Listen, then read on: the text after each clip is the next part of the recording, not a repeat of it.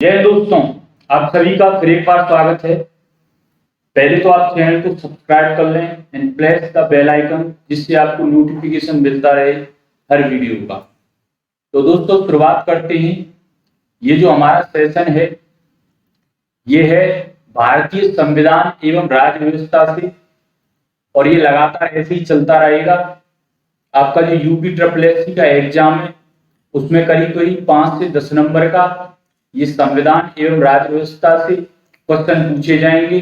तो शुरुआत करते हैं। आज जो हमारा टॉपिक होगा भारतीय संविधान में वो होगा 1786 का अधिनियम, 1793 का चार्टर एक्ट और 1813 का राजलेख। तो ये 3 टॉपिक है मुख्य रूप से। जितने भी महत्वपूर्ण क्वेश्चन बनते हैं इन तीनों टॉपिक से आज हम करने वाले हैं। तो दोस्तों शुरुआत करते हैं। सबसे पहला जो प्रश्न है आपके सामने वो है, सर्वप्रथम किस गवर्नर जनरल को तथा किस अधिनियम द्वारा गवर्नर जनरल तथा मुख्य सेनापति दोनों की शक्तियों का प्रदान की गई। यानी कहने का मतलब ये है कि वो कौन से गवर्नर जनरल थे जिनको मुख्य सेनापति की शक्तियां प्रदान की गई। तो वो कौन सा अधिनियम था? वो था 1786 का अधिनियम। और वो कौन से गवर्नर जनरल थे? Lord Cornwallis. और 1786 के अधिनियम में ये किया गया। पहले हम क्वेश्चन कर लेते हैं, उसके बाद देखेंगे कि ये क्या थे 1786 का अधिनियम, और उसके बाद जो 1793 का अधिनियम है और 1813 का जो चार्टर एक्ट है उन सभी को देखेंगे बारी बारी से। दूसरा जो प्रश्न है आपके सामने वो है, किस अधिनियम के द्वारा गवर्नर जनरल को विशेष परिस्थितियों में अपने परिषद के निर्णय को निरस्त कर अपने निर्णय को लागू करने का जो अधिकार है वो प्रदान किया गया। इसका उत्तर है 1786 का जो एक्ट है उसके तहत इसमें क्या किया गया। पहले क्या होता था कि गवर्नर और उसकी जो परिषद थी, परिषद में कितने सदस्य थे? पहले इसमें 4 सदस्य थे, फिर इसमें कर दिए गए 3 सदस्य। कितने सदस्य कर दिए गए थे? 3 सदस्य। तो होता क्या था, जब भी कोई निर्णय लिया जाता था तो गवर्नर और उसकी परिषद दोनों मिलकर कोई भी निर्णय लेते थे। लेकिन अब क्या कर दिया गया, जो शक्ति है वो किसके अंडर में डाल दी गई है? वो सारी शक्तियां अब गवर्नर को दे दी गई हैं कि जो भी निर्णय लेगा वो कौन लेगा? Governor general. यानी कहने का मतलब है गवर्नर और उसकी परिषद जो भी निर्णय लेंगे उनमें से जो निर्णय मान्य होगा वो किसका होगा? गवर्नर। यदि कोई परिषद निर्णय लेती है तो उसको निरस्त करने की शक्ति अब किसके पास आ गई है? गवर्नर जनरल के पास आ गई है।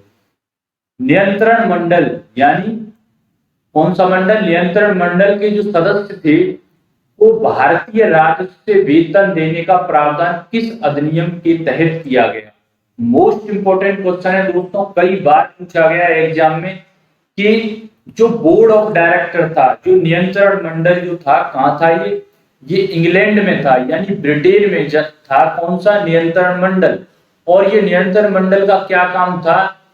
नियंत्रण मंडल प्लस इसमें कितने सदस्य थे? 6 सदस्य थे। और वो कहां थे? इंग्लैंड में। और इंग्लैंड से ही वो क्या करते थे? शासन का संचालन करते थे और गवर्नर और उसकी परिषद के ऊपर क्या रखते थे? नियंत्रण रखते थे।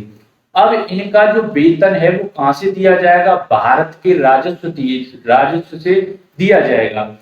तो ये किस एक्ट के माध्यम से किया गया? ये 1793 का जो चार्टर एक्ट था उस एक्ट में ये बदलाव कर दिया गया। उसके बाद जो सामने आपका प्रश्न है, ईसाई मिशनरियों को भारत में धर्म प्रचार की अनुमति कौन सा राजलेख द्वारा प्रदान करता है? हुआ क्या था कि अब ईसाई मिशनरियों का मतलब यह है धर्म प्रचार से। धर्म प्रचार का मतलब है अब ये जो अंग्रेज हैं, ये अंग्रेज अब ये क्या कर रहे थे भारत के अंदर? ये अपने धर्म का जो प्रचार प्रसार है उसको बढ़ावा दे रहे थे। यानी जितने भी स्कूल थे, कॉलेजेस थे, जो भी संगठन थे उन सभी में जाकर ये ईसाई धर्म का क्या कर रहे थे, बखूबी प्रचार और प्रसार कर रहे थे। तो इस कौन से राजलेख में ये किया गया, 1813 का जो राजलेख था, उस राजलेख में ईसाई जो मिशनरियां थी उनको धर्म प्रचार करने की अनुमति प्रदान कर दी गई। नेक्स्ट क्वेश्चन है आपके सामने, क्वेश्चन नंबर 5। कंपनी के भारत में व्यापार के एकाधिकार को किस राजलेख द्वारा समाप्त किया गया? कंपनी के भारत में व्यापार के एकाधिकार को किस राजलेख द्वारा समाप्त किया गया? तो वो 1813 का राजलेख था, जिसमें जो कंपनी का एकाधिकार, पहले क्या होता था, जो कंपनी थी सिर्फ वही भारत में आकर व्यापार कर सकती थी, लेकिन अब क्या कर दिया गया, इस अधिकार को समाप्त कर दिया गया। यानी कहने का मतलब ये है कि अब कोई भी भारत में, कोई भी अंग्रेज क्या कर सकता था, भारत में आकर व्यापार कर सकता था। ये बात आपकी समझ में आ रही है कि भारत में कोई भी अंग्रेज आकर क्या कर सकता था, व्यापार कर सकता था। लेकिन इससे पहले क्या था, कंपनी का एकाधिकार था, यानी सिर्फ कंपनी ही यहाँ पर क्या कर सकती थी, व्यापार कर सकती थी भारत में आकर। उसके बाद जो नेक्स्ट क्वेश्चन है, क्वेश्चन नंबर 6। 1813 के चार्टर द्वारा भारतीयों की शिक्षा पर व्यय के लिए कितनी राशि नियत की गई? यानी इस 1813 के चार्टर एक्ट में ये प्रावधान लाया गया कि जो भारत है, भारतीयों और भारतीयों के लिए 1 लाख रुपए शिक्षा पर क्या किए जाएंगे, व्यय किए जाएंगे, यानी खर्च किए जाएंगे। तो ये किस चार्टर एक्ट में लाया गया कि 1 लाख रुपए शिक्षा के ऊपर खर्च किए जाएंगे? तो वो कौन सा एक्ट था? 1813 का चार्टर एक्ट। नेक्स्ट जो क्वेश्चन है दोस्तों, वो है भारत में आकर बसने तथा व्यापार करने के लिए आने वाले अंग्रेजों को लाइसेंस लेना किस चार्टर द्वारा अनिवार्य कर दिया गया? ये प्रश्न कहता है भारत में आकर बसने तथा व्यापार करने के लिए आने वाले जितने भी अंग्रेज थे उनको लाइसेंस किस चार्टर। इस क्वेश्चन का मतलब दोस्तों समझिए कि अब जो भी अंग्रेज आएगा और वो यहाँ पर व्यापार करेगा, व्यापार के साथ प्लस प्लस वो क्या करेगा, यहाँ पर बसेगा, तो उसको लाइसेंस लेना पड़ेगा। पहले कहां से? इंग्लैंड से उसे लाइसेंस लेना पड़ेगा। और ये क्या कर दिया गया, अनिवार्य कर दिया किस एक्ट में? तो ये 1813 का जो चार्टर एक्ट था उसमें ये अनिवार्य कर दिया गया। बहुत ही महत्वपूर्ण एक्ट है 1813 का जो चार्टर एक्ट था। मुख्य सेनापति का गवर्नर जनरल परिषद का स्वतः सदस्य होने का अधिकार समाप्त हो गया।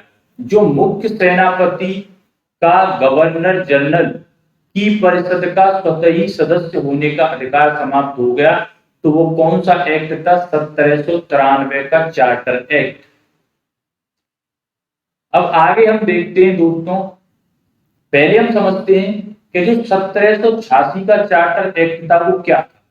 प्रश्न हमने कर लिए हैं। अब देखते हैं सबसे पहले कि इससे पहले हमने देखा क्या था कि सबसे पहले आया था 1773 का रेगुलेटिंग एक्ट, उसके बाद आता है 1781 में सेटलमेंट एक्ट और 1784 में आता है पिट्स इंडिया एक्ट। तो ये 3 एक्ट के बाद फिर एक्ट आता है 1786 का जो आया, उसमें क्या किया गया? सबसे पहले हमने देखा था जो बोर्ड ऑफ डायरेक्टर, क्या था? Board of director. ये जो था यानी इसी को बोला जाता था नियंत्रण मंडल। और इसमें क्या होता था कि इसमें एक परिषद होती थी और उस परिषद में कितने सदस्य होते थे? 6। और ये 6 सदस्य और इसकी ये किसके ऊपर नियंत्रण रखेंगे? ये रखेंगे गवर्नर जनरल प्लस उसकी परिषद के ऊपर। कहां से? ये होती थी बोर्ड ऑफ डायरेक्टर, यानी नियंत्रण मंडल होता था इंग्लैंड में यानी ब्रिटेन में। और जो गवर्नर जनरल की और उसकी परिषद थी वो कहां थी? भारत में, जो शासन का संचालन कर रही थी ये थी। इस तरीके से शासन का जो संचालन है वो चलाया जाता। अब 1786 में क्या बदलाव देखने को मिले? हमने देखा कि अब गवर्नर जनरल में पहले क्या हुआ था कि गवर्नर जनरल को पहले सर्वोच्च न्यायालय जो था उससे मुक्त कर दिया गया धीरे धीरे।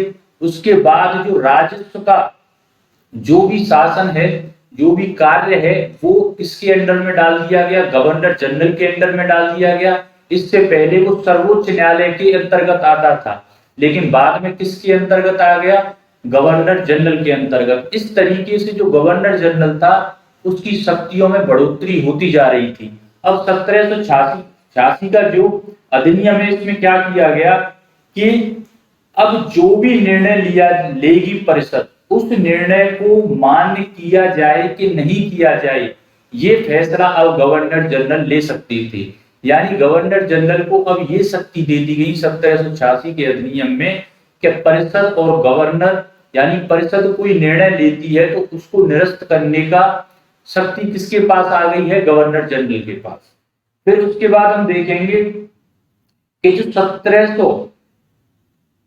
1793 का जो आपका अधिनियम था, उसमें क्या किया गया? इसमें एक सबसे बड़ी बात ये थी कि भारत जो राजस्व था, भारत का जो राजस्व था, भारत का राजस्व से वेतन दिया जाएगा। किसका वेतन दिया जाएगा? इनका दिया जाएगा बोर्ड ऑफ डायरेक्टर, यानी नियंत्रण मंडल जो था, इनका वेतन अब भारत के राजस्व से दिया जाएगा। ये बदलाव देखने को मिला कि आपने देखा कि बोर्ड ऑफ डायरेक्टर कहाँ है? ये इंग्लैंड में, और उनका वेतन भारत से दिया जाएगा।